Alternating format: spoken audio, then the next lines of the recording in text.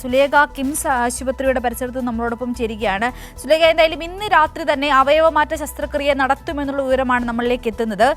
ഇപ്പോൾ കിംസിൽ ഇപ്പോൾ ഏതാണ്ട് അടൂര് പിന്നിട്ട് കഴിഞ്ഞു ഈ ആംബുലൻസ് എന്ന് അറിയുവാൻ സാധിക്കുന്നു.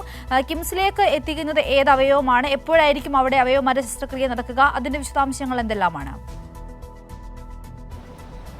സിന്ദൂരി, എന്തായാലും ഇത്തരത്തിൽ ഈ കുട്ടിയുടെ 10 മാസം പ്രായമായ കുട്ടിയുടെ അവയവങ്ങളാണ് ദാനം ചെയ്യുന്നത്.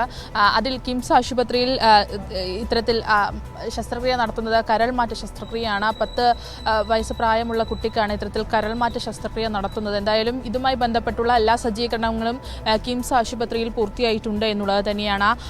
ആംബുലൻസ് ഇപ്പോൾ തിരുവല്ല കഴിഞ്ഞ് മുന്നോട്ട് വന്നുകൊണ്ടിരിക്കുകയാണ്. തിരുവനന്തപുരത്തേക്കുള്ള യാത്രയിലാണ് ആംബുലൻസ് എന്നുള്ളത് തന്നെയാണ്. ഇത്തരത്തിൽ 3 കാര്യങ്ങൾ, അതായത് വൃക്ക, അതിനൊപ്പം തന്നെ കരൾ, നേത്രപടലം, ഹൃദയവാൽവ് തുടങ്ങിയവയാണ് ഈ 10 മാസം പ്രായമായ കുഞ്ഞിൻ്റെ അവയവങ്ങളാണ് ഇത്തരത്തിൽ ദാനം ചെയ്യുന്നത്. എന്തായാലും നേരത്തെ സിന്ദൂര് സൂചിപ്പിച്ച പോലെ തന്നെ ഈ അവയവദാനത്തിൻ്റെ ഒരു ഉദാത്ത മാതൃക തന്നെയാണ് ഈ കുട്ടിയുടെ 10 മാസം പ്രായമുള്ള കുട്ടിയുടെ അവയവമാറ്റം എന്ന് പറയുന്നത്. ഇത്തരത്തിൽ എന്തായാലും കിംസ്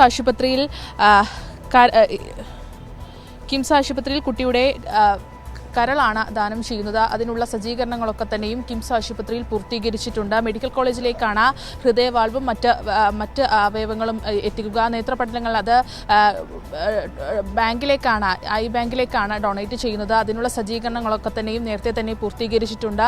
ഇന്ന് ഉച്ചയോടെയാണ് ഇത്തരത്തിൽ മസ്തിഷ്ക മരണം സംഭവിച്ചു എന്നുള്ള കാര്യം കുടുംബം അറിയുന്നതും അതിനെ തുടർന്ന് കുടുംബം ഇത്തരത്തിൽ അവയവങ്ങൾ ദാനം ചെയ്യാൻ തയ്യാറാകുകയും ചെയ്തത്.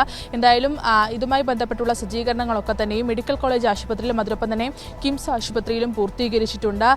ഈ വരുന്ന ആംബുലൻസ്, കുട്ടിയുടെ അവയവങ്ങൾ വഹിച്ച തിരുവനന്തപുരത്തേക്ക് വരുന്ന ആംബുലൻസിൽ സർജൻ അടക്കമുള്ള ആളുകളുണ്ട്. എന്തായാലും കിംസ് ആശുപത്രിയിലേക്കാണ് ആദ്യം ഈ ആംബുലൻസ് എത്തുക. അതിനുശേഷമാണ് മെഡിക്കൽ കോളേജിലേക്ക് ഈ ആംബുലൻസുകൾ എത്തുക എന്നുള്ളത് തന്നെയാണ്. എന്തായാലും ഇത്തരത്തിൽ ഈ അവയവങ്ങൾ വഹിച്ചുകൊണ്ടുള്ള ആംബുലൻസിന്റെ യാത്ര അത് തിരുവല്ല കഴിഞ്ഞിരിക്കുന്നു, പന്തളം കഴിഞ്ഞിരിക്കുന്നു എന്നുള്ളത് തന്നെയാണ്. ഇത്തരത്തിൽ കിംസ് ആശുപത്രിയിലാണ് നേരത്തെ സൂചിപ്പിച്ച പോലെ തന്നെ കരൾ മാറ്റം നടക്കുന്നത്.